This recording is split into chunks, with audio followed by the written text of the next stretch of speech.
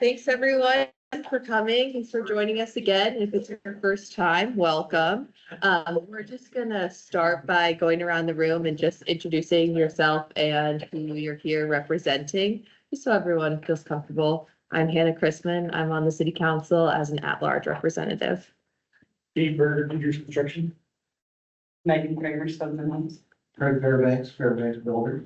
Gerald Wickensmeyer, Cedar Falls Utilities. Donna Shaw, Uvalde Landscapes. Steph Muller, Cedar Valley Utility. Fitro Pet the Builders. Gary Winterhouse, Cedar Falls County Commission. Jesse Lizer, Emerging Architecture. Mark Cantrell. Can't say it, Eagle Leader. Dan Lott, Mayor. There's a lot of Ward 2 City Council. Katie Tribune, I am an administrative supervisor for the city. Write everything down you say. So don't say anything mean. So we're gonna get started. Before we do, we need to approve the minutes for September 25th, 2025. So Chris, that's just me and you. So all those in favor, say aye. Aye. Okay, perfect. So today's meeting is about construction plans, SWIP, and final plat. So we have a presentation from Matt Tolan and Karen Howard, and they are going to just run through kind of the basics. And so then if there's any questions, we'll get those answered. And then we're just really here to have an open discussion.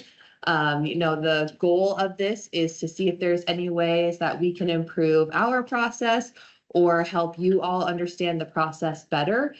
We do have some code updates that are coming, so there's some potential that we may be able to make some changes. And we have already implemented some of the things we've talked about in this conversation in our processes. Those were super quick and easy, so that's exciting. You can scan this QR code to make an appointment with Inspections Engineering and Planning. So that's a new update thanks to the advice of you guys. So at the end, after the discussion, we do have a slide referencing the things, if there's like any follow-up from our last meeting, we pulled some data for you to have there and answer some questions regarding that. So that will be on the very last slide after the discussion. I am going to have to run, so Mayor Loddick is going to take over running the discussion. But yeah, we'll go ahead and get started. Thanks, everybody.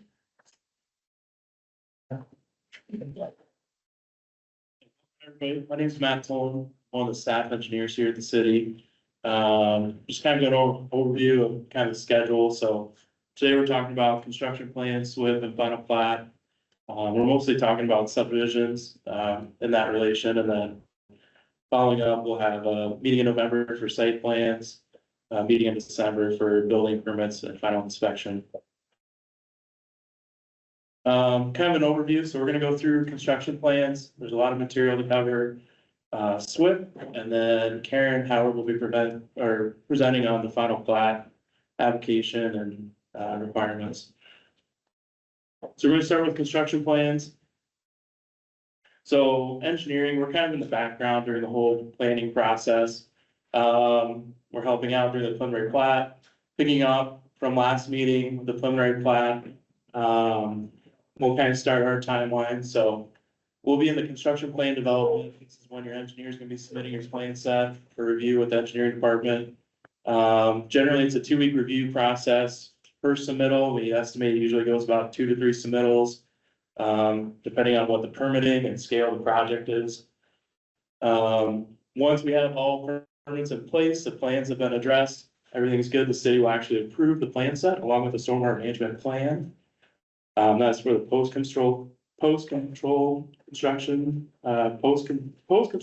stormwater controls. And then once plans are approved, we're in construction. So during construction, city will be inspecting the project. We'll have an active SWIP for the development. During that time, the contractor will be supplying lien waivers, material certifications, and shop drawings as we go through the process. And then typically, once all construction is complete, we'll enter final acceptance, which is the green phase, which means all construction is complete. At that point, we're ready for the final plat approval. We're ready to establish the maintenance and repair agreement with the stormwater controls. We'll start a 3-year maintenance bond. We'll accept the public streets. And we'll be able to start doing city services. And at that time, we'll be able to start building and get final occupancy. The section in orange is a code option that the city does allow for, so. As we call it, the contract completion. It's where the remaining improvements, that have not yet been complete. Are put into a performance bond or escrow. At that time, you'll submit your maintenance bond, your maintenance repair agreement, your final plat would be approved during this phase. With this, you're allowed to start building, but you will not get a final building inspection. There's no city services during the contract until we issue the final acceptance once all items are complete. I've got a little bit more detail into that coming out. I expect everybody to have this memorized by the end of this presentation. That's a joke, but kind of overview of this is just trying to show that a lot of the work we do happens at a federal, state, local setting. We have permits and guidelines both at federal and state that we're following, along with more local references. So the blue is any federal organization, orange is the state organizations, the green is the local representation, purple are codes, and then the yellow are permits. And really just trying to show here that a lot of the work that we do with the plans have to follow those federal and state guidelines. So when we get into an actual construction plan submittal, what we're gonna be looking for, they need to submit signed construction documents by a licensed engineer in Iowa. It is kind of common that we'll get plans from other states with different seals.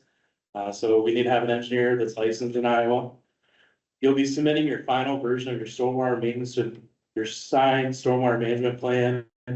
That would be for your detention basins.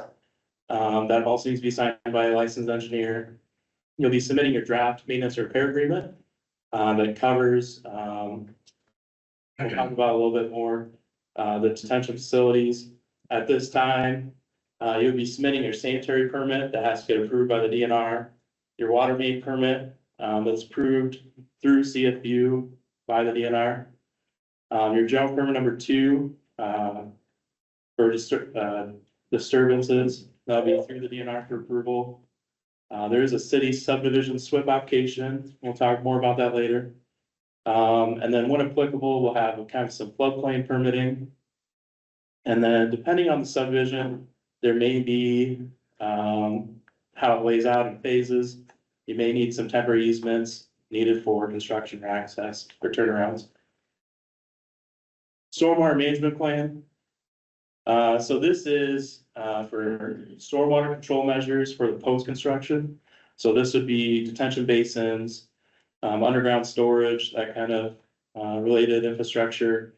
It's a report that's submitted with analysis. It's based on SUDOS, which is our state guiding code, and the Iowa Stormwater Management Manual that comes out of DNR. So stormwater controls are required when you have 1 acre of land that was previously vacant. You're going to start developing as long as it's not for agriculture activities. If you're creating 5,000 square feet or more of new impervious cover, or you're redeveloping a site with 25,000 square feet or more. The conditions to achieve, so this would be what the facility is going to be designed for. This was recently updated with the state code. So originally, it used to be called 102 water quality, and with the state changes, it's 105. What that means is the water quality component, the WQV, is rainfall from when it starts up to 1.25 inches, and that's released over 24 hours to help rate and help limit out debris in the stormwater. And then the actual detention is you're detaining the 100-year rainfall event beyond that water quality, and you're releasing it at a 5-year frequency as it existed, as the site existed at the time of construction. Before, it used to be a 2-year rate, and that's now become less conservative. It's a 5-year frequency, so we're meeting the state code for those requirements. And then all the facilities are protected by a maintenance repair agreement that's issued with the final plat. That's basically the benefited area that's created or where a stormwater management facility exists, is handed off to usually an HOA or the benefit property organization that's formed once construction is complete. They would maintain it, whether agreement allows it. In the event of life or safety, the city can come in, make a repair as necessary and assess it back to the benefited properties. Diving in a little bit more into the contract completion. So this is when you're in construction, you want to start building houses, but maybe not all the public infrastructure's in yet. This is something that you would go and enter into a contract with council. The first thing we need to be able to do this, you'll need safe access to the building site. So generally, a lot of times we see that these will come in after the roadway's paved, but maybe not necessarily the street signs up or sidewalks are in yet. So there is safe access to the site. On other subdivisions, we've had individuals submit before the roads are paved, and they provide an additional haul road to get into sites. You'll be submitting legal description with your final plat. That's go through planning and zoning. Final plat will be approved with the contract to create the lots. You'll need a list with your engineer, all the public improvements as they are, and what will be coming forward for what is left of work remaining. There'll be an estimate of costs. With that estimate of costs for the remaining improvements, you'll bond for 120% in a performance bond, or you can do that with a cash escrow. And that allows the city to, that would be released upon completion. And then you're submitting a 3-year maintenance bond that would start once all improvements are installed. You'll submit your lien waivers, your material certifications through your contractor at this time. And then this will be the point at which the stormwater maintenance or repair agreement will start. And again, this allows you to start building ahead of finishing all your public improvements. But note that you won't be able to get your final inspection for the building. And there will be no city services. So that would be your garbage refuse or snow plowing. That would be on the responsibility of the developer until final acceptance is approved. So final acceptance or public acceptance submittal. So this is when all items are done. So if we're in a contract, all public improvements are installed, they're done, complete. If we're not in a contract, this would just mean that all improvements are done at this point. This is an acceptance letter that goes to council with the final plat to create the lots if they haven't been created already. You're submitting your lien waivers, your material certifications. You'll be submitting your 3-year maintenance bond. And then the stormwater maintenance repair agreement if you haven't already. This would be a standard process. So at this point, building construction can start and final inspections can proceed at any time. There's no restriction. And then city services start the day after council accepts.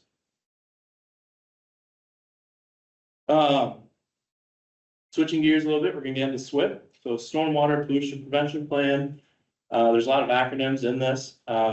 So I'll try and explain as we go, but just kind of want to talk about what SWIP is in Cedar Falls. So it all stems from the National Pollutant Discharge Elimination System, NPDES. And so the federal government designates authority to the IODNR. And so the IODNR generates what we call the jumper number 2, which is what you would receive or you would get, submit and receive for when you just have land disturbing activities associated with construction activity. It's required when a site is 1 acre in size or it's part of a larger planned development. In this case, we're talking about a subdivision. Just some of the different types of permitting we have here at the city for SWIP. We have a city SWIP, a city subdivision SWIP, a city lot SWIP, and a city commercial remodel SWIP. Those are different ones that you can apply for. For different SWIP inspections, we have, when you submit your SWIP, the city will do an initial site and final site inspection for approval. Contractor will complete, whoever's on site will complete a weekly inspection. The city completes quarterly inspections. And then if we do receive complaint driven, the city, DNR, EPA will inspect based on those complaints to whoever submits to what organization. Just kind of want to go over some timeline, give some history as to where SWIP came from and what processes and how it affects Cedar Falls and some important timelines in Cedar Falls. So in 1948, federal government established the Water Pollution Control Act, and which kind of led the way to 1972 when the Federal Clean Water Act was established, giving the EPA authority to enforce the Clean Water Act. It was further refined in 1990 into what was called the Federal Stormwater Phase 1 ruling. That created what was called MS4 and the NPDS. So MS4 is municipal separate storm sewer systems, and we'll kind of talk about that in the next slide. And NPDS is the National Pollutant Discharge Elimination System. And really, one thing to note here is in 1990, it was set up, the MS4s were for city regions that had 100,000 plus populations were forced to become a MS4 city. So that was kind of the first wave. Locally, though, in 1996, Dry Run Creek, according to the DNR, had a significant fish kill. About 1,000 fish were found dead in Dry Run Creek tributaries here in Cedar Falls. Those reported. In 1999, the federal government established the Stormwater Phase 2 ruling, which expanded the MS4 designation to not just specifically cities, but urban area regions. And that included populations of 50,000 or more, which we ended up falling in later years. In 2002, Dry Run Creek here in Cedar Falls listed impaired watershed. In 2003, the EPA designated Waterloo, Cedar Falls region as an MS4 city. So Waterloo and Cedar Falls are MS4 cities.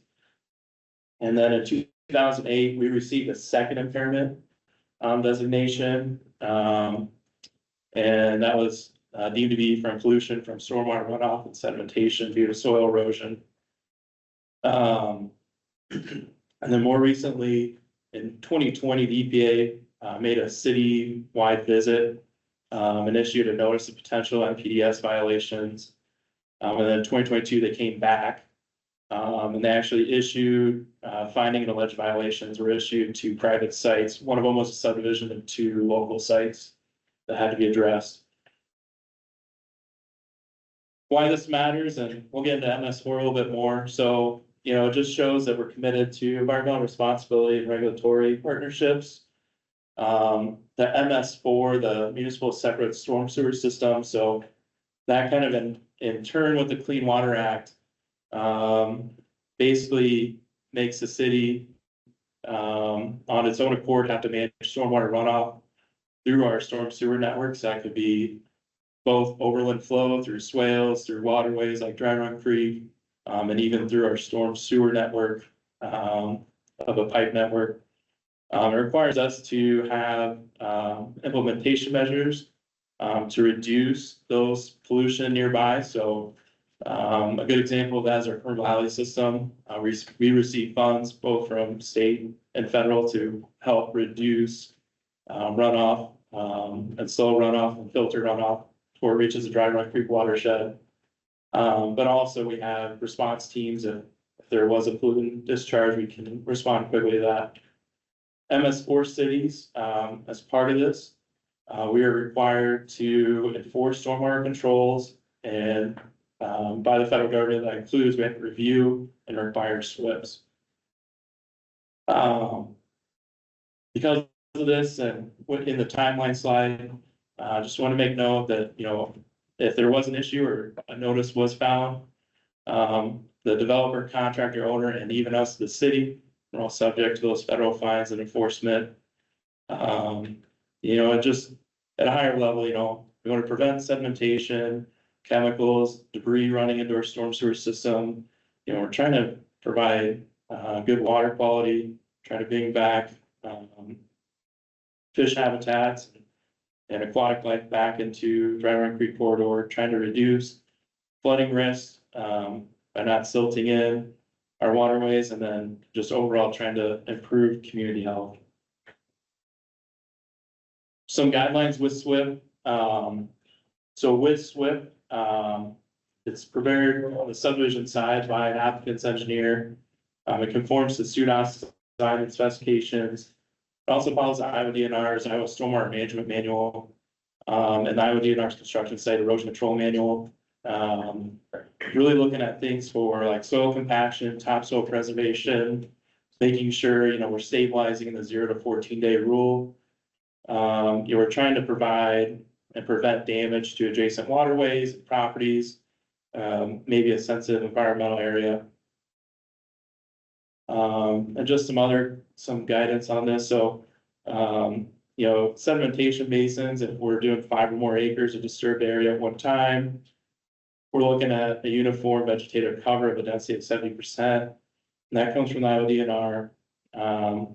Also just stockpiles, we're making sure we're having secondary production and dewatering pumps, controls as needed. So those are just some really high level guidelines. But generally, that kind of concludes my presentation. Swift, I'll turn it over to you. Hey, Matt, I got a quick question for you. Yeah, If you go back to the EPA. Darryl, you're not on the group, Well, there's an important question here. but again, you're not in the task force, so you're not actually, you're one of the public members, so. So I'll remind you of that, so keep your question for after the meeting. Okay.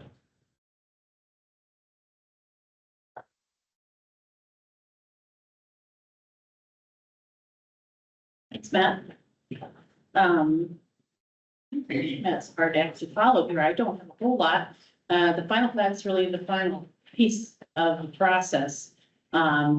State code, covers a lot of the rules about platting. And so these are just the Iowa code chapters that cover platting and standards for land surveying. I'm sure a lot of you are familiar with these, but our city code then pretty much mimics and follows those state rules. Our final plat application, these are all the items on the application, but one of the things that we'd like to highlight that are a little bit different from the final plat are the legal papers that have to come in with the plat. So the preliminary plat is really about, setting it all up. So you've done all your work to design your subdivision. The final plat is about recording those lots for you to sell. It's legally establishing the lots. And so you have legal papers that go along with that.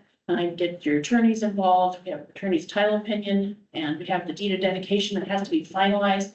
We usually have a preliminary deed of dedication when you do the preliminary plat, but we finalize that and put it and record it with the plat when the final plat is approved by council.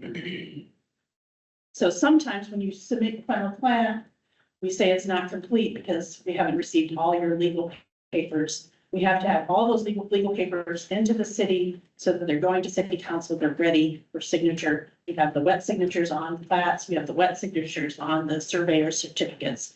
Those are the pieces that sometimes we see that are still coming in and missing.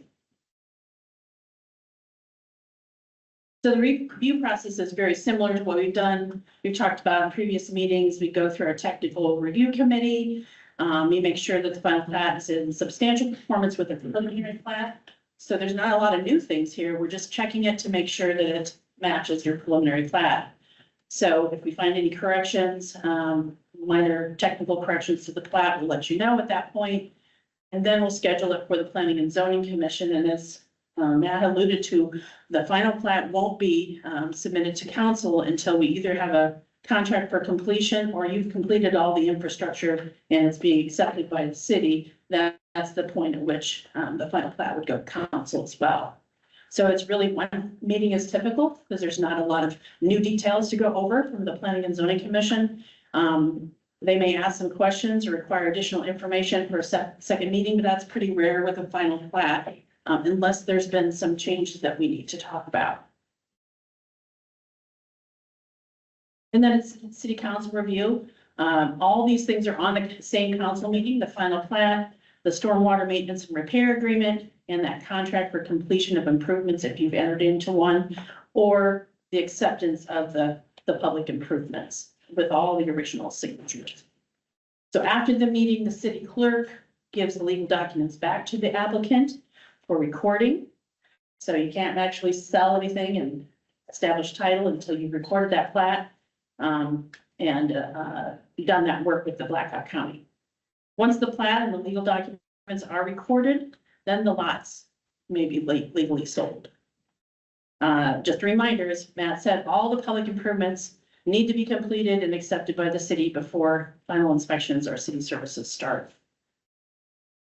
So here's our typical process: tech review, P&Z review, and city council review. Typically, we say a range of 2 to 6 months, but really a final plat is probably the shortest amount of time. If you've got all your legal papers in order, you've already done all your construction, the final plat is just the final piece that needs to go to council. So there's usually not a lot of back and forth on a final plat. So hopefully that will just take a couple months to get through the process. So with that, that's all I have. And I'll kind of bring over to the group, so, one, I do plan, I know Pam might be a little different, I probably will open up to the public comments, so Darryl, you jump in a sec, but did want to let kind of developers jump in first and kind of let you guys lead some of the conversation, so I know we covered a couple different topics there, and I know SWIFT's probably a popular one that we'll talk about. And so again, really, I know there's a difference between the SWIFT for the subdivision level and the lot level, and it probably overlaps quite a bit, so we'll be pretty flexible with it. Otherwise, really want to open it up to any of the specific items that you guys have recommendations, thoughts on. Just a question more than your recommendation. It seems like from your recommendation, Matt, that a lot of this is really derived from federal and state. Correct, yeah, I would say authorities. Is that a fair comment? that is a fair comment, yeah, so, compared to other municipalities I've worked in, we follow a lot of the state regulation. That's exactly what my point was, is how much, I mean, we all can sort of say, I don't like this or I don't like that, but I mean, does the city regularly benchmark, your processes against other communities to figure out whether we are in line? I mean, I think we all would like to make sure we're not handicapped in any way by more bureaucracy or more cost, and that's just a general question. Yeah, in terms of engineering, like construction on a large scale, we do have, just some specific details that we like to see, when it comes to roadway pavement, in that regard, that may be more restrictive than the state. But most cities have that in the supplemental. When it comes to, stormwater controls, we follow the state's, recommendation on what is the detention volume, which is the 5 and 10, which was recently updated to the state code last year. And then, in terms of SWIFT, we're basically following the guidance of what's required for an MS4 city, in that regard. So not much difference. No, when I worked in Phoenix, you actually followed the county, and specifically city requirements, and those are generally a lot more restrictive than how Iowa handles it. Yeah.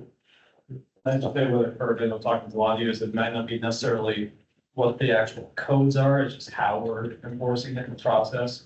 So that's what, got a lot of feedback we got done, so that would encourage you. I know I've talked a lot with you individually on these things, and that's the goal of this too, is to hopefully get some of that conversation out here. Yeah, some thoughts on how we're doing the enforcement on those projects.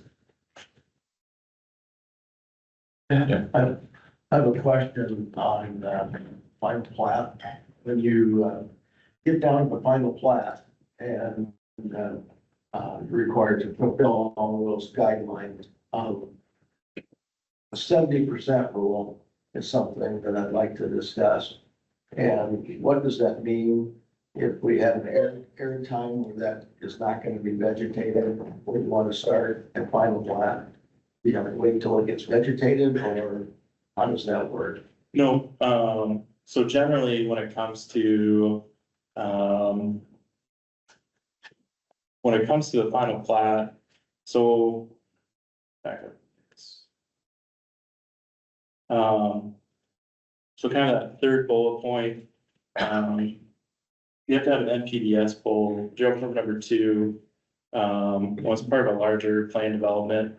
So generally in Cedar Falls, kind of typical courses, we'll finish construction, issue the final plat, and then house builders will really want to get started going, we'll be in contract. So generally the GP2 actually stays open with the subdivision SWIP until the subdivision's filled out. So that's not a condition to get final plat? No, Right. 70% is it, no, not for final plat. Okay. Just one other thing. Oh, I noticed a little bit past the last subdivision code back in 2010 or whatever, it was we increased the bonding from a 1-year bond to a 3-year bond. Yep. And does that have to be a 3-year bond? Yeah, so, They're expensive. yeah. So currently it's a 3-year bond on, private projects, on public infrastructure projects, the contractor is responsible for providing a 2-year maintenance bond. The 3-year maintenance bond, we do, that's been kind of standard since I've been here, since 2017. In that regard, we're really looking for, the maintenance bond is to cover any workmanship defects post-construction, so we need to get through at least 2 freeze-thaw cycles to see those effects. And depending on when that maintenance bond starts and ends, generally that 3-year window covers at least 2 of those full winter seasons. I think it stems, Craig, from, we've had past histories where a subdivision has shown issues in quality and performance, like after 2 years. We've seen that in other older subdivisions. So I think that's more than likely how the 3-year bond came into play. But I wasn't here at that time when they made that change, so I don't want to speak 100% on it, but that's what I'm, that seems like the most likely. Agree comes point. Yeah.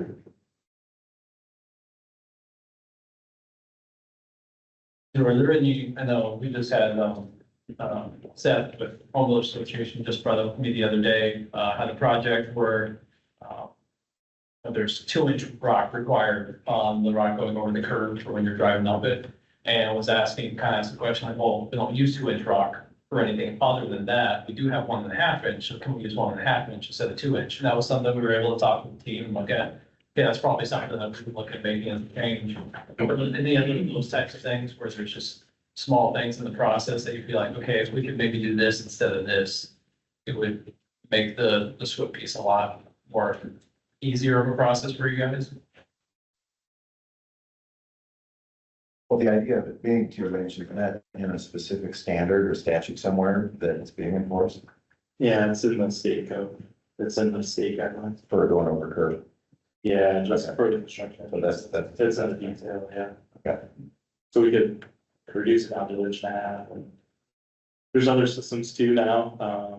You can get a plate system or a reusable grade system instead of installing rock. You'll just lay on the topsoil for Jason's ground in lieu of rocking the stabilized entrance. That case.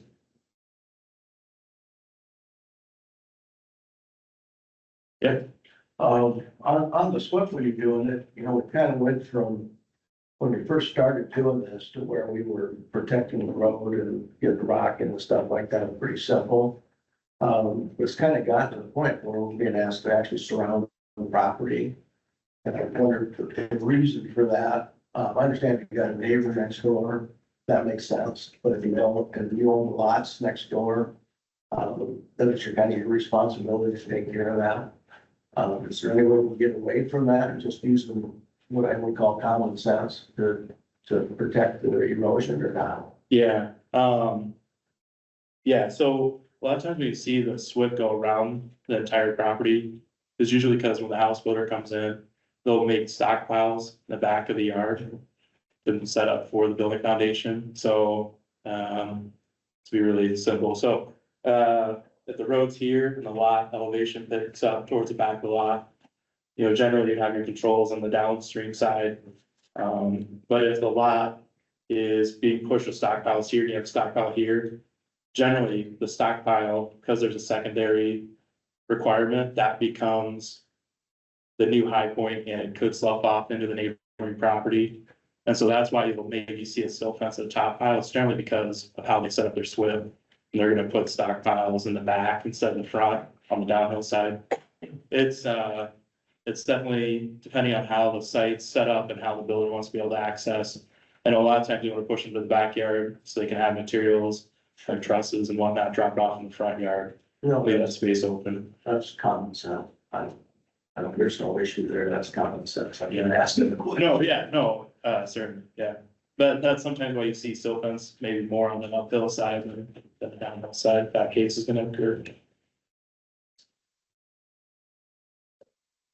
Is there a sort of set standard on silt fence versus wattle? Because whenever I looked at this, there's not really a clean differentiation, but from an enforcement or an imposition standpoint, it seems like there's some inconsistency from one suit to the next or from one project to the next. There's not any rhyme or reason to it.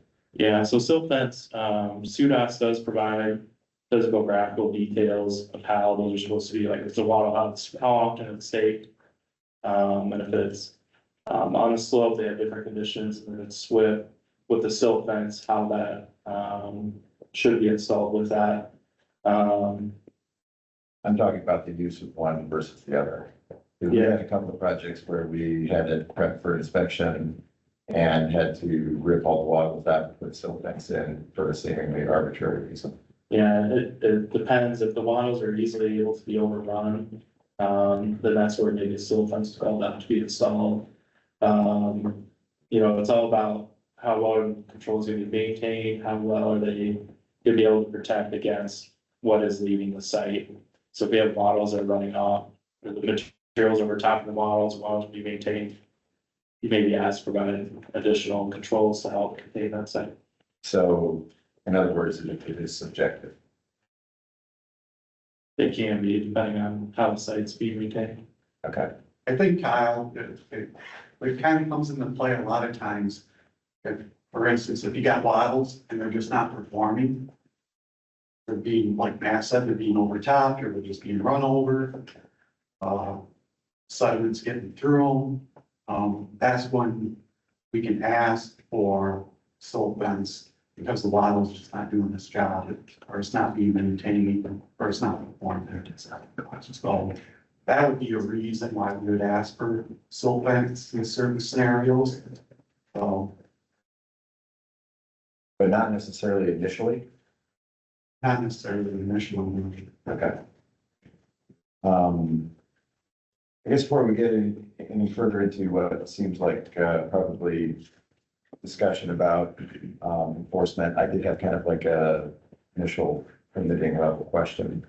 I've never gotten a real clear answer on an infill lot if it's under an acre and no state permit is required, why we still have to get a state permit. So it depends, are you part of the larger disturbed area? So if you're doing a infill lot that's not a park, so let's say you're in the community and it's a vacant lot that's in the gridded network, the older part of town. You're likely not gonna need the jumper number 2 for the state requirement, state federal requirement, it's under an acre. You'll likely need the SWIP for the city protection, because even though it's under the acre, you don't need a jumper number 2, but as the MS4 city, we're still required to enforce stormwater on individual sites. Well, that part I understand, and if I recall correctly, that is a specific ordinance that it's not like as if it's under an acre, you don't need a local permit. I get that, but I'm talking about on an infill lot where there's the spot on the application form. The state permit is not required because it's under an acre. A couple of times I've tried checking that. We've had to go through a month delay or a few week delay to get civil involved and get a state permit for a 0.2 acre lot before we can get started. Yes, I can't speak to that, but if it was a part of a planned development, like let's say it's year 5 of a subdivision, they're still active, they haven't reached 70%, there's still a larger plan development that's being worked on, you would use that development GP2. I guess I can't speak to it. But if it's past the point where there's no development GP2 required, that's long gone, but it originally was part of one. I guess in that case, if it's established and the notice of discontinuation has been issued for that site already, then it would need to be a GP2. So it shouldn't be. So Okay. that's probably gonna hinge on the notice of discontinuation getting submitted by the engineer now. Because that actually closes the old GP2 out, otherwise it would be still considered, What prompts that generally? it's to close out the jump for number 2. So your engineer will submit everything to get the jump permit number 2, you'll get the permit, but then to close the jump permit number 2 out, you have to issue the notice of discontinuation, your engineer will, that closes the jump permit 2. Otherwise they can expire. Yeah, that's the opposition. Exactly, you're asking. Well, I Yes, guess if it's in for a lot, we can look into that. Cause it shouldn't, if it's in like the grid network and you're building a vacant lot, it shouldn't be a jump permit to the city split. so the obligation for a developer to continue renewals on the state permit would be necessary only until that 70% vegetation is hit. That's the last limiting factor in all likelihood. Yeah. So, okay, so then, if that's the case, and it's been several years and almost all the lots are sold, it's, old news, long gone. As far as closing that permit goes, it sounds like there has to be some sort of communication, to the state from Yep. guys. Yeah, well, not from us, from your engineer that submitted the original GP2, they have to sign off their acknowledgement of the closure discontinuation and close the city swap out as well. So if they presume that the common practice is just to, when the development hits a certain point, the developer just doesn't pay the renewal fee because they're not out checking it.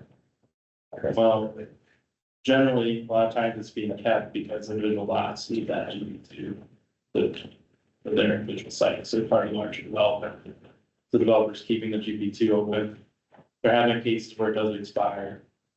Then you're subject to, regulations, but the city SWIP can stay open until like it goes out. Okay, but in the scenario that I'm describing, it should not be required to get a state permit. If it's not a part of planned development and it's less than an acre, no child for number 2. When you say planned development, you talk about the zoning, is specifically trigger that? No, like, it's 1 acre or more,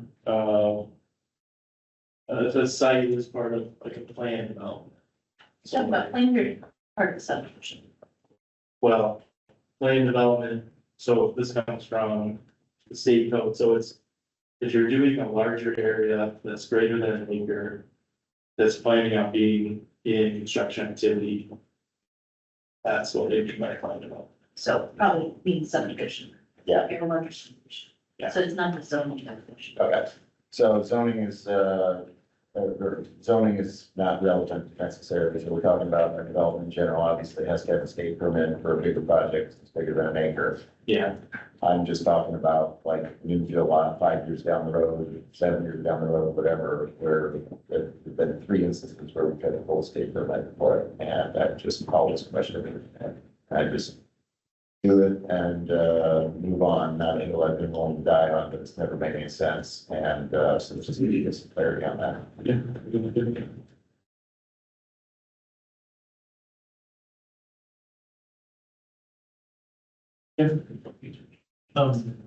The DNR's inspection timeline's live. When they came in, it's in 2022. Yep, We have, how is our community doing now? And if we, are those violations now remediated as one time or? yeah, yep, Obviously, we're doing a lot of work here. yep. So, big picture, unfortunately, Dry Creek's still in there. That's still an ongoing designation. The federal government does also want to classify Cedar River as impaired as well. The DNR has not. supported that. So that's outside of our control, that's not us. In terms of the quality of dry run breed, we have seen counterclap come back. So that is an improvement. So things are improving, which is great to see. In terms of the EPA visits when they were here, on the 3 sites they did visit, those were remedied fairly quickly and no actual fines were issued. So, yeah. Is that similar to other communities in sort of your experience? During the 2020 visit, the EPA said we were below standards and, basically in the enforcement of SWIP, we weren't getting strict enough. Do they cite any other cities' performance similar to Cedar Rapids, Des Moines, Metro? Yes. I guess I don't know who in Iowa that they visited, but I know, we found Colorado Springs in 2020 had a $1 million fine. That was one, I know that was heavily fined at that time, but, as far as Iowa, I'm not sure. C-Rats had some complaint or some violations. I believe Des Moines has as well. We were not given any fines. We've made associated corrections with the ASPO. So the risk of a 7-figure fine is perhaps less than it's been suggested to be from an enforcement standpoint. It's still always, it's a federal program, so it's always subject. But we don't know that Des Moines ever got fined, any of the Des Moines communities have ever gotten fined like that. I don't know the specifics. I know Cedar Rapids has been fined in the past. $1 million. I don't know the numbers. You can look at, it's all, yeah, they post small. I think it would be kind of good exercise to gauge what the actual risk is, because if the inconsistencies of enforcement, as I've experienced anyway, and I think probably most others to some extent, in Cedar Falls specifically, I guess I would equate it to sort of it justified in the way that the abused puppy would be scared to be pet. If there's this looming worry of a $1 million fine lurking around the corner, because that would be quite serious, but in a practical sense, if the risk of that happening, going straight to strike 3 is nearly negligible, I think we could probably let common sense drive more often than not. Fortunately, 2020 EPA felt it. They did give us a whole list of things that we could do about. I think if I could speak to some of that, like a lot of the conversations I mentioned having you is often not necessarily the requirements, it's just the process of enforcement and how we're doing the enforcement. So maybe just open it up to some of you too on beyond just the requirements themselves, just experiences you've had, thoughts you've had on how we're enforcing it. I know something I've talked with staff on is one of the biggest frustrations I've usually heard isn't necessarily that these requirements are there. It's one big piece is the stop work. You know, something, all of a sudden you're coming in, you've got a contractor scheduled, and all of a sudden, you know, there's a something that wasn't addressed, and you're told to stop work, and now you're rescheduling things. And one of the discussions we've had is, you know, a stop work order, that's kind of been the standard we've used to get compliance for a long time, but that's not necessarily required. We can't just stick with fines and not do the stop work. But I think over time, the best way to get compliance is do a stop work order, it's gonna get fixed. Versus a fine, it might not get it fixed, depending on the duration of the project, if it just dragged out, and I know, I think by code, technically, we can do a new fine every day. We're not gonna do the project, we're not gonna do that. But so that's kind of one of the conversations I want to have is beyond just the rules and regulations, because they're pretty standard by the EPA and what they say we do. That's how we're doing that enforcement and working with you guys on that piece of it. Just any thoughts on the actual process, when something's found to be non-compliance, how we address it, how we communicate with you, those types of things. So I'll see if anybody else wants to jump in. A couple instances of issues that maybe had existed for a little while. Not saying they weren't issues, not saying they weren't needing to be corrected. Maybe even somebody having a conversation with whoever did the inspection on site.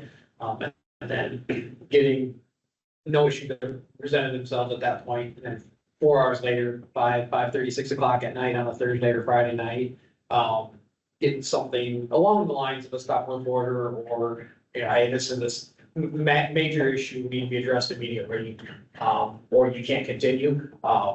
Like, again, not saying you didn't have something wrong or couldn't be corrected or anything like that, but like walking up to the superintendent on site or, residential, commercial, a little different, but hey, can you take care of this?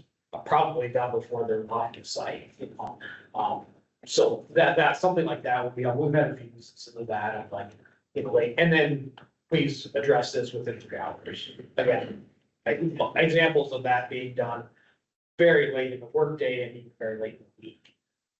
So, and though I would say those are older, like, I don't know that I've experienced that in the last year and a half necessarily, but I would say a year and a half, 2 years ago, that was semi-common. I don't want to overstate that, but I don't know if anyone else experienced that.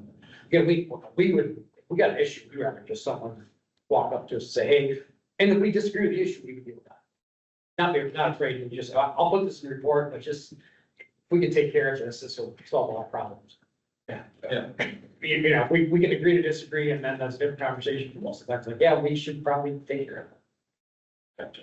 And you said you didn't feel like you had that information based on the preliminary conversation, that like the next day you got that, is that what I heard? I would say my experience has been generally, there aren't many conversations during the inspections. I would say that's been my personal experience. I don't know if that's uniform or not. And again, I would say more of this was a couple years ago than lately. Lately, maybe a little bit more of that's been happening. Thanks. I think there's been some efforts to fine tune some of that, but yeah, I would say in the past, maybe there was a little bit more of that, like, we didn't know something, or, I mean, we may not even know the visit took place. Sometimes I think we do. Think of an example where we knew that it happened, saw the spectrum, so. Well, is that something quick just to play off that? Because I know we had kind of talked about that. Sometimes the person that gets contacted about the issue is maybe the project owner, but they're not the person on the ground doing the project. And so then maybe that communication never gets to the actual general, manager. Because I know usually we'll send a notice a lot of times, but that's in the mail to a mailbox that may or may not be checked regularly. So has that been something anybody else had issues with, where that communication's coming in at? I mean, I got one while I was sitting here, but I'm not the project manager. It's fine, because it's better that I get them all and I distribute them versus like, there was a time where anywhere from one incorrect person to 12 people would get a notification.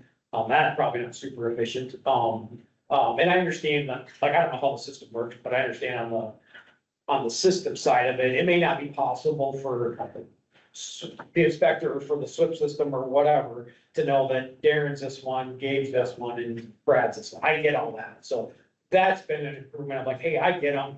I don't, most days I'm checking my email and I can forward it to the right person. I don't know what everybody else's experience is like. It's just the commercial side of it's probably different than some of the residential. Brandon probably deals with the same types of things that I do, but that part's gotten better, because there was times where like, it was going to 12 people.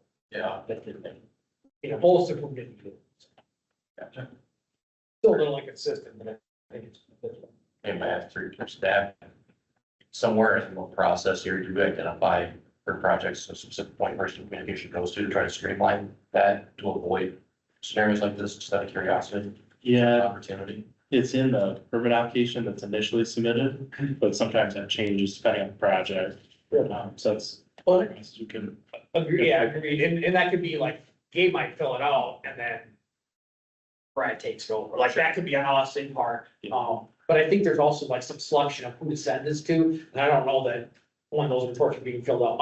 My assumption is, because it's not consistently on the same project, that there's sort of like estimate, or I don't guess maybe the wrong word, but I think this is who it's supposed to go to, so we check, but like, sometimes the one I got today, it's been sent to me, and the actual project manager or me, Greg, so like, my guess, is there's some like, a little bit, it's not that part's a major problem. I think the original question was, did we not find them? Yeah, we did. That's somewhat normal not to have a conversation with anybody on site. And I don't know what that process should, I don't know if that's the expectation of the process, just go through it and do my tenant ones and then go back to my office or the car or whatever and do it. But it's not out of the question to say, hey, superintendent, if I can find you on site, could you take care of these for me? And that might happen more often, but I could. We would not be afraid of that. Have that in the record. Because we can understand. Yeah. I was just gonna say, with the notices, our system is set up to have one main contact for each contractor. So when you set up to have the online notification, so we try really hard that if you put on a different application, a different person that can add that address. But I know Brandon for a long time was getting every notice related to Cardinal because he was set up as our online person. I was trying to get mine sent to him too. That's the biggest thing is that that's something that could be fixed pretty quickly if you identify on your application that this person needs the notifications. And otherwise, we just send it to the whoever the original person. I think I am repeaters, I'm sure. And I think sometimes it's going to other people too. I haven't figured out the method to that, like with the process. I think it's. Now that I'm getting them all, it's helpful. Yeah.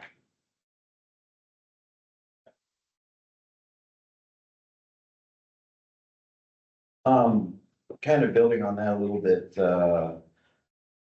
maybe explain I think it's changed and or maybe been more or less cumulative over the years since it was instituted, but what is the current, intent behind the co-permittee part of the, application process and enforcement? Yeah, so the co-permittee is part of the SWIP application where, you're adding in everybody that's gonna be working on the site. That really comes into play, when we have specific violations, so, one that I can think of is, on a lot project, we had a painting contractor done paint down the storm sewer. So we issued as a co-permittee, we sent them the correspondence and fix to have that addressed. On a larger subdivision site, we had a stop work order notice when a contractor who was filling as a co-permittee, their filling operations ended up washing over a trail and into arterial 4-lane road that resulted in a stop work order until I got cleaned up and fixed. Those violations for the co-permittee went through that grading contractor. So the co-permittees are important when it comes to those specific trades that may be doing more of the work now as a prime. You will also be notified as well. That's kind of the reason for the co-permittees. So the intent is to basically provide a direct path to enforcement. Correct. And so then the primary contractor would be just part of awareness and notification, and the any violation or correction would be made with the associated contractor. Yeah, the violation act still goes to the prime, but we also are specifically working with that. So the violation goes to the prime. The prime and So there'd be two violations for one offense. there could be depending on the magnitude. Okay. I didn't know if that was still the case or not. That was something I experienced. I believe the first stormwater violation ever issued was to my company, and then there was also one issued to Bennett and Sam to Martinson for using a neighboring washout. So with retroactive permission, I thought that was kind of a funny horse story of old, but there's new ones all the time.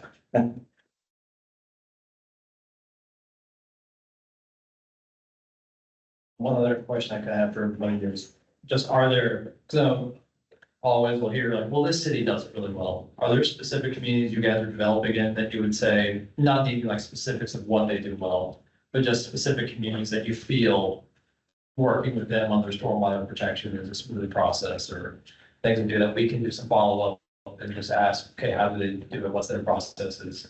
Are there ones that, again, we don't need the specifics, just are there places that you generally feel when you're developing or smoother processes to work with?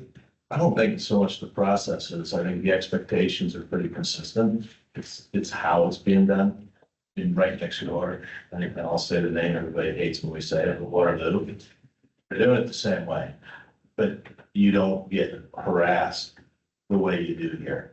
I mean, I would say, in back to the earlier conversation, it's the time frame at which it happens. I mean, you got one already today, you said, it starts raining. I just start watching my email, waiting for the violations to come. Mine passed, by the way. You know, again, it's not silt fence or socks, and I don't think anybody has an issue doing the things. It's just give us time to fix it. It's not a perfect world, so have that conversation or give us time to get it done. And I think Waterloo does a really good job of that. They send out the greenscapes. If they're out, they tell you what was out there, you get time and we'll fix it. They're not on you as soon as it rains. I mean, I think sometimes enforcement is just waiting for the rain. I mean, it's been great, but it hasn't rained for 3 months. So you could say it's gotten better, but I would say overall Prairie Winds and Panther West right now are going very well. I see the weekly inspections. We know what to expect and there's good communication, but you get down into the houses and that changes pretty quick. So. They're kind of saying the subdivision level. Subdivision level, I think it's been going very well, yeah. I mean, that's my experience, but yeah, at the house level and when an event occurs, how quick you have to be able to do something is sometimes just think it's unrealistic. Seems like the smaller the project, the easier to target, and that's what it boils down to from an enforcement standpoint. I think, to what Kevin's talking about with, an entire development project versus an individual house, it's really easy to pick on one little house that has one little issue that in the grand scheme of things might not gonna kill all the wildlife in the Cedar River by itself. Nor could it, but it's just an easy target, just a small individual house project. And that kind of goes up the scale even further beyond a private development project. Look at major road projects, the level of enforcement is, you couldn't make up how inconsistent it is as far as where walls are required or how long surfaces are able to be not mulched or seeded or whatever else. But at a house level, it seems like the enforcement's pretty ruthless compared to going up to the next bigger. I think part of the frustration that is you hit on it earlier, Kyle, was the subject matter. Is some of it is someone's opinion of whether or not something is the percentage used or not. And that's hard to be prepared. It's just, it might be different every time. There are specific aspects of the SWIP piece for that, because I know like one that's come up in conversation was like the 70% coverage. And actually, because we went back and forth on this a while back and talked with DNR, and it's not like we can have 70% covered and 30% bare. It's supposed to be 70% applied across the whole area, but it's not like it can be measured down to the individual inch. Of every inch has to be 70% and 30. Sure. But are there specific like aspects of it that? I would say more frequently it'd be wattles and how usable they are. They're, if they're visually still doing their job, there's weeds growing up around them. They're holding water the way they should, but they're deemed a level of used that's not acceptable, replace them anyway. It's just additional costs that might not be necessary, that goes back to homeowners making homes here. Back to the first question about what it's like in other communities. Not to sound smart about it, the kid that gets kicked out in the hall, but I think the answer to that is probably every other, with the slight exception of Waterloo, just because Waterloo kind of echoes what Cedar Falls does with everything from building codes to stormwater to everything else. They put their own spin on it. But, yeah, I think the answer to that is every other. And without bloviating for hours and hours with specific examples, I think the high level sort of best way I could put it, that in Waukee or Grimes or even Bremer County, it seems like the general enforcement attitude is responding to trouble reasonably rather than seeking trouble all the time. So Cedar Falls is specifically the only place where it feels like everybody's out to get us all the time and looking for trouble. So, And just with the few of those you mentioned, quick, about following grants, part of the reason I ask is because I've been in this job long enough to know that, like, okay, we could go search our own communities, but then people much like, well, you just cherry pick the ones that's why I want this group, that like specifically, and be like, okay, we looked into the ones that this group said are communities they like to work in. So, you know, like you mentioned Waukee, Grimes, just quick off the top of your head, any other places you guys developed it? Say like, oh yeah, look into this one, they do an all right job.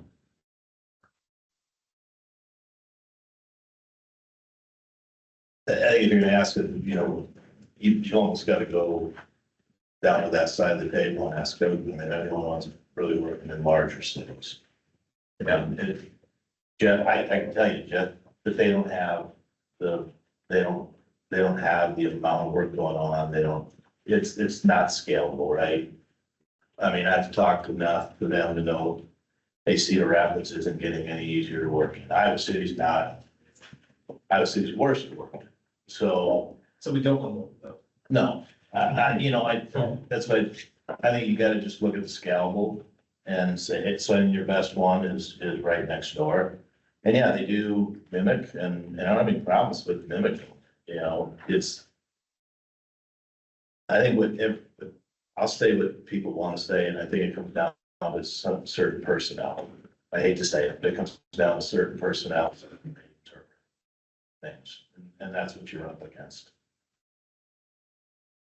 yeah, because the specific rules and requirements are the same pretty much everywhere. It comes down to how literal and how much resolve that enforcement comes with. And, I mean, if you were to compare attitude on a hunk of wattle that should be in place, or maybe some vegetation that's missing, sure, that can be worked on, but how big a crime is it? It is technically against the rules, so there's no de facto argument that it's fine. Just like if you were to ask a police officer, is it legal for me to go 3 miles an hour over the speed limit? Well, of course it's not.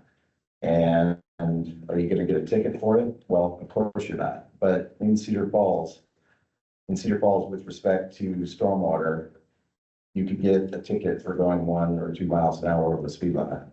And the person behind you might, because there might be a speed trap set up to just pull people over and ticket them for going 1 to 5 over.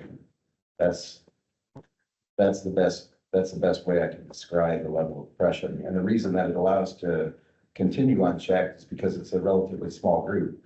You can imagine public safety actually doing that, taking that level of enforcement on the literal law. There'd be public outroar and riots and everything else. Nobody would stand for it. But within construction, especially as we go down to the most persecuted, single family, not a road project or a big development, because those kind of stand on their own. But when you get down to easy targets, just single family, multifamily specific projects on lots less than an acre, that's what's happening, is tickets and pulling licenses for going 1 to 5 over.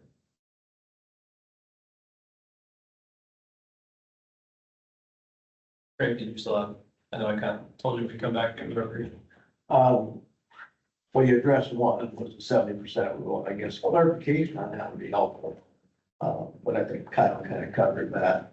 There's, what is the importance of all of that and how technical do we have to get?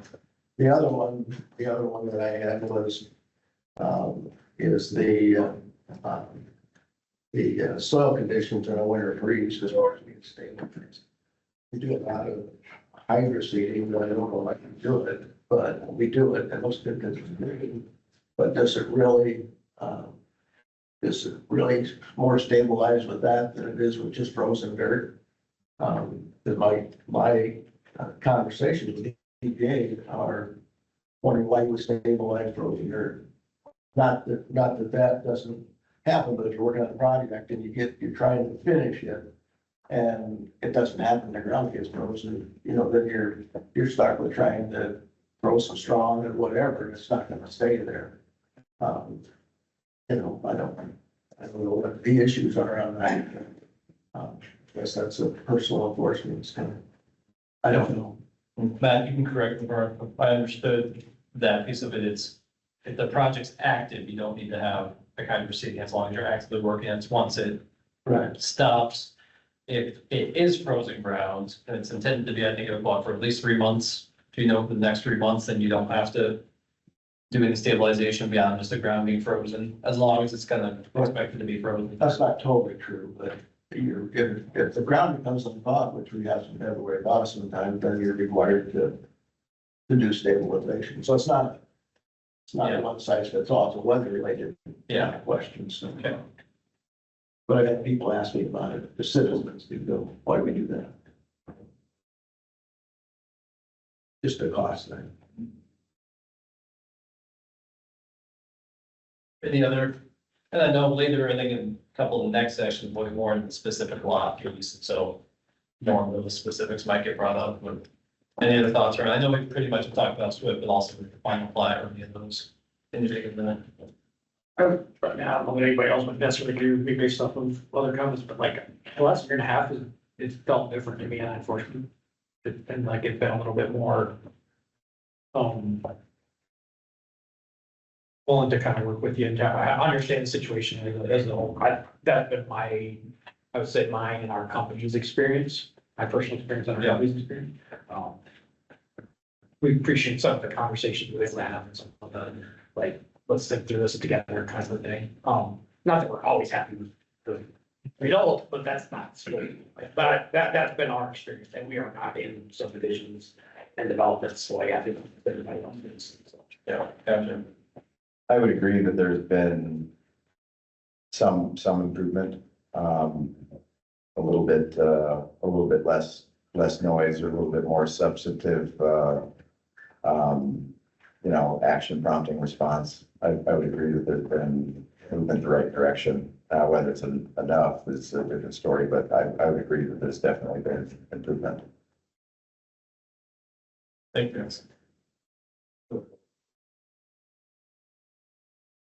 Daryl, can I jump in? Yeah, thank you. Bill, the EPA visits that you had highlighted up there, were they commercial sites or residential? Good question. So the 2020 was citywide, included everything within the city boundaries. 2022, they came back, and one was a single family subdivision. And then the other two, one was a church site, one was a commercial site. Do you see that the level of enforcement is the same for residential versus commercial? Or do they hold the commercial to a higher standard? I would say the EPA held them to the same standard. I think in the case of those three sites, they were kind of the worst of the worst. And it just happened to be that the commercial site, the church site was the worst one they visited. That was the most strict violations were issued to it. If I could answer that a little bit too, I don't feel like we noticed, like, I'll compare it to like, I would call like a subdivision or residential or like Western home.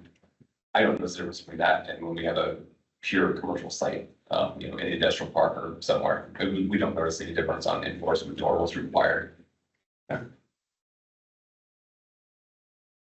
In general, I'll say open up to anyone. Public, the one person. So at this point, we'll kind of open it up if anybody else have thoughts.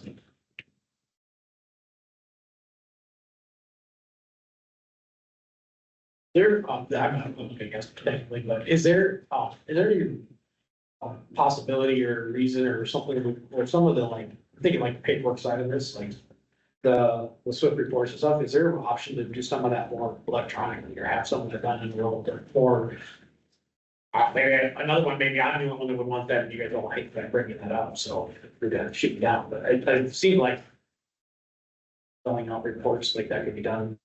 Yeah, yep. You know, I guess submitting one when we recently, and I guess to Kevin's point, other local jurisdictions use a different format. We're trying to find a user-friendly format. Yeah. Right now, the program we use is through Llama, but it's not the most user-friendly when we send out reports and things, so yes, we are looking at. Okay, cool. You get my ideas out here, so That's exactly what I'm saying, like, something that we can submit like a weekly, like, we don't need a what mailbox anymore, sometimes I feel like, could we submit that form online so that it's a little, yeah, that's what Can I have something like helpful? Because we did this, but, we actually set up a Google Workspace account. And we just put all of our reports in there and everybody gets access to it. She can look at it whenever she wants. That's a stopgap kind of thing, but really takes you out of the picture of having to deal with it. Yeah, I mean, something like that is obviously doable. We've all, but I think we're all to the point where we have some sort of Google Drive or Yeah. Microsoft Teams or something like that. I'm guessing fine staff, I hate trying to figure out what Gabe has done versus Brandon versus, you know, so so. I'd say it's like the organization side of things from the city perspective, like, when that gets submitted, like, what kind of bucket does that go into, Yeah. like, how does it get separated between the contractors and projects or? Yeah, so I'd be open to that too, like, we could for sure do that, you know, but I would imagine that the city and Maria and whoever else. Be great to like, hey, you click send or whatever, you know. How many active projects would you say we have in the fund? How do we want to track that? But in that line, we do have projects, they have, kind of Craig was saying, they have a Google Drive, a Dropbox. And then they give us access to that for weekly on-site inspections. And I know CF1 staff, if you guys use that portal for your permitting, you can upload documents. It would just be a matter of when, like, building allows you to upload that way, it'd be an issue of whether you would like to see it that way, but you can upload there and then it goes straight into your file and we don't have to sort it or look for email or anything like that. Yeah. Then it would be tied just to that project. It'd be tied to that project, yeah. My only challenge with that is I probably need 25 users then. You know, I've got, whether it's project manager or superintendent, I've got 30 people running projects in Cedar Falls over the course of 3 years, you know, I mean, not every year, but so if there's a form that Jeff Becker can fill out for Cent Church. And then if Jeff no longer superintendent and Brian is, he can start filling it out, or you know what, Jeff's gone on and start filling out the form, which is the case now, then, you know, then it's just a submission, but that may not be possible. One of the things that I was gonna talk about during the building one is, we've talked about doing the super user. We recommend that different contractors have a singular email that everyone can access. And then that way you're not getting into individual people and anyone can access that CF1 stuff, since it will only allow one contractor email to sign in, so. I think we would have some challenges implementing that. Yeah, but I understand what you're saying, that's, you know, but yeah, it's gonna get better as technology.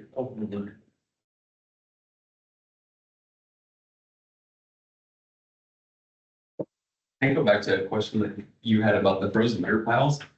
Were you saying that you have them stabilized, like you put hydro mulch on the pile, but then it thaws in February and you had to redo it? Or you're saying you never did it once it was frozen? I was talking about frozen ground conditions, you stop. Yeah, I said dirt piles, it could be any ground condition, yeah. Yeah, you It's can not stop passing 40 inspecting, days. but once it starts thawing, you're obligated to maintain it and do reporting. But are you saying you had to mulch it, like, I feel like what we've had is you need to hydro, you're supposed to hydro mulch if it's on an active site within 14 days, right? Yeah. So are you saying that you hydro mulched in early December, it thawed in February, the hydro mulch was gone, you had to redo it? Or are you saying you never did it in general to start? Never had done to begin with, because it was frozen. So, That'd be a pretty common scenario, though. I mean, if you hire mulch or whatever, on top of 2 inches of snow, And then when it thaws and melts, it basically did nothing other than get an inspection ban lifted so that you could get the building department out to look at something. It's an expensive operation to get that done as Oh, well. yeah, it is. We, on Cedar Heights with our 12-plex, we had a really time-sensitive inspection that we couldn't get because we found out handcuffs were on the project because we hadn't, hydroseeded or stabilized, underneath, if I remember right, an average of about 2 inches of snow and some frozen ground. So that same day, we had to pull some favors and spend the better part of $7,000 to hydroseed 6 acres. And then we were able to get our inspection. And then what happened a few months later, it all washed away with the same mud puddle that was well within the confines of the perimeter being protected. So it was abject pointlessness, unless we had no perimeter controls, which we already had. The only argument that can be made about that, and in fact, I think the justification that was cited at the time was dust prevention, which I simply tried not to laugh. We just did it, got our inspection and moved on. Well, if I can check a quick hypotheticals. So let's say the ground's not frozen yet, we get early snow. The snows, and at that point, the site's required to have stabilization because the ground's not frozen yet. Would we wait until the snow's melted to have that applied, or would it be like required if it's like, say, it happens to become due, past due, as the snow is there? Would we need to have something done over the top, like during some weird interim where the ground's not frozen yet, we're getting some snow? Or that. Yeah. Depends on the time of the year, so. Yeah, as far as the timing goes, snow melt is considered a runoff, so you have to stabilize, control that. Yeah, maybe it's a timing thing, but generally, yeah, if you have air exposed ground, it needs to be stabilized. We're kind of in that weird pocket of the United States where we will go in and out of freeze thaw, especially this time of year through Thanksgiving, until we get the hard freeze and actually stays for winter.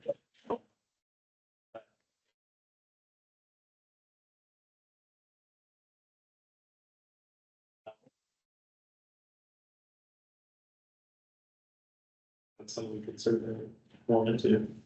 I could be wrong, but I feel like we've had sites that have frozen ground that are still going to require or asked to provide stabilization, like hydrant or something, even though it isn't frozen ground. Have you guys not dealt with that? Craig's just asking why we are stabilizing it.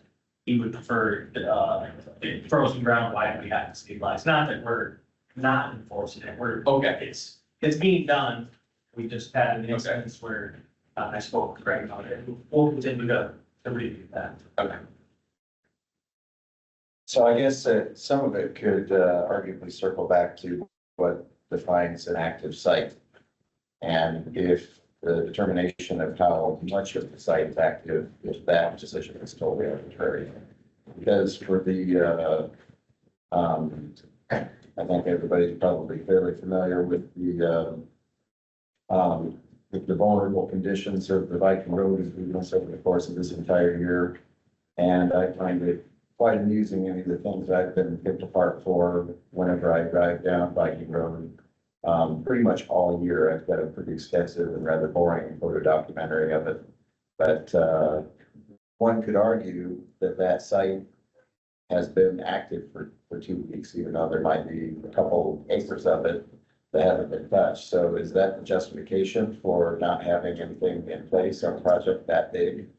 And in the kind of example I gave, if it's an active site and we're not touching a corner of it, does that mean that that corner has to be stabilized? What defines an active site, and how is that interpretation be consistent?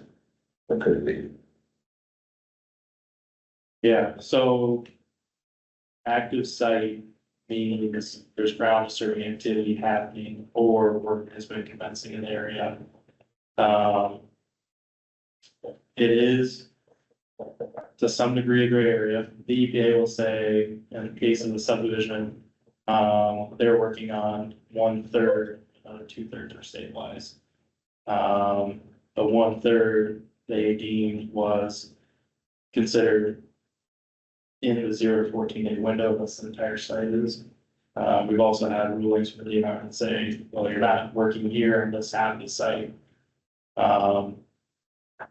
So it is subjective. It's something to look into.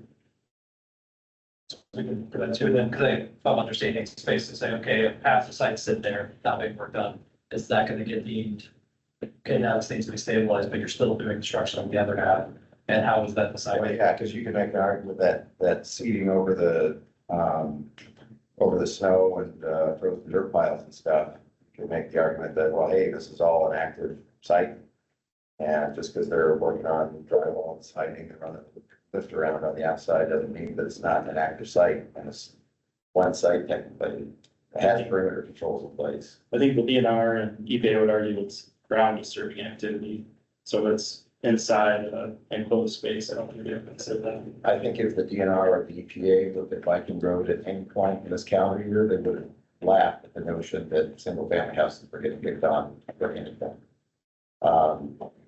Another thing that I've had a lot of problem with is the perimeter controls when we're trying to get the final yard installation complete. And I've had a number of homeowners that I've had to have this argument with to try and defend a possible position on it where it's a seeded yard and we have to have wattles up behind the curb. Like, well, how are we supposed to have it vegetated if we've got wattles up behind the curb? And there's always justification or an explanation. We remove it and we'll get in trouble for not having it back in place. But any work that's been done around the rec center or Viking or anywhere else I see that's it's a public project, there, when it's ready to seed the right of way, there are not wattles around the curb everywhere. It's only seemingly single family residential type of projects that have to have this catch-22 sort of position where you have perimeter controls and then you have to go back and remove the perimeter controls. So, I mean, if you're to get deep enough into it, you have to like caulk something down to the curb to get 70% vegetation on the half a foot where the wattle was after the rest of the yard's grown in, just to make sure that there's not a crumb of dirt that goes out over the curb. Just doesn't make any sense. And more than anything, the flagrant lack of consistency is a point of frustration. And on that note, with final inspections, I can't count how many times that we haven't been able to schedule a final building inspection because there hasn't been a stormwater conditional inspection passed. Then I forget the guideline on it, 48 hours or 72 hours or something like that. And we'll get that scheduled. And then the landscapers are there working on finishing the yard. They have to stop what they're doing to put wattles in around the entire perimeter of the site. And then once that's signed off on, then we can schedule the final building inspection, which might be for the next day or the next day. And it's always down to the wire and adds pressure. But it seems like there's a lot of unnecessary tail chasing that happens. And that's one that's been fairly consistent. And I would imagine with the public good and concern for the environment, this isn't even a 90-10 issue. It's probably like a 99%, 1% kind of issue. Because any homeowner or client that we've worked for, the more they get exposed to some of this stuff, they're just mind blown all the time. And wonder why we do this. Yeah, there's certainly areas of improvement, and we can look on those. As far as the final stabilization for a site, things that we're really looking forward to. We've had sites where they've laid sod on top of bare ground, no topsoil. And we've had construction debris left on the site. And the homeowners don't realize it because it gets covered up, and then 2 years down the line, the city gets a call, why wasn't a final swim inspection done or stabilization? So there are different things, but, yeah, it's everyone. We had one house that actually got flooded because there's no topsoil. we are at time, so we're respectful, make sure to get everyone out of here. If there's any other thoughts that you had that pop up, feel free to email to staff, me, the other group, and we'll make sure there's follow-ups. I know quick, Director Sheets does have a few follow-ups from the previous meeting. Feel free to stick around, if you need to get going, absolutely, no worries, feel free to head out, I'll just get a real quick update. And otherwise, just appreciate you guys making the time, have a conversation with all of us, so thank you guys. Director Sheets. So just following up on maybe some of the key things we thought we heard in the last meeting, to maybe give any information we found out about that, or just to clarify if those are the key things. I think what we heard, and again, I try to summarize it because if we're going toward the path of a report to council, I think it's always good right after the meeting we just had to maybe communicate what we heard as possibly the report items. And so one of them was a concern about public comments that might change the plat or change its trajectory. It was particularly noted that perhaps at planning and zoning commission meetings, there are comments from the public, which are hard to anticipate. There was a bit of discussion about that in the last meeting, but those comments from the public end up being technical changes to a plat, end up being costly to respond to, and end up changing the timeline as well. And so that is something that our planning staff looked at. We've reviewed, just as we did the timeframe of folks invited to these meetings starting 2023 through July of 25, basically kind of now. We looked at the same thing for what plats have gone through our planning and zoning commission in that timeframe, and what were comments back from our commission that might have been technical changes that did do what this first bullet point says. We found that there was 1 out of 11 preliminary plats that went through the process that did have comments that resulted in changes. That one instance ended up that they were doing a master plan amendment and preliminary plat at the same time. So it may or may not have happened at the preliminary plat if those processes were separated. Just, you don't know. And so that kind of leads into the second bullet point here, that there were some conversations, requests about how can we mitigate our costs? And again, that idea that there could be changes, and how do we do that? Are there what I'm going to call incremental ways to do that, which is kind of a term that came up in the rezoning discussion, our first session. And how could we moderate costs for folks? And so I have kind of 2 charts here. One, frequently what we see applicants doing is combining their rezoning and quite often a master plan that goes with an RP or an MU district, combining that with their preliminary plat process. Totally fine to do. Absolutely, understand that there could be reasons about time to do that, but it is not required to do that. So those could be split and be more incremental, as I show in the orange steps. We also sometimes see people doing preliminary plat and construction plans together.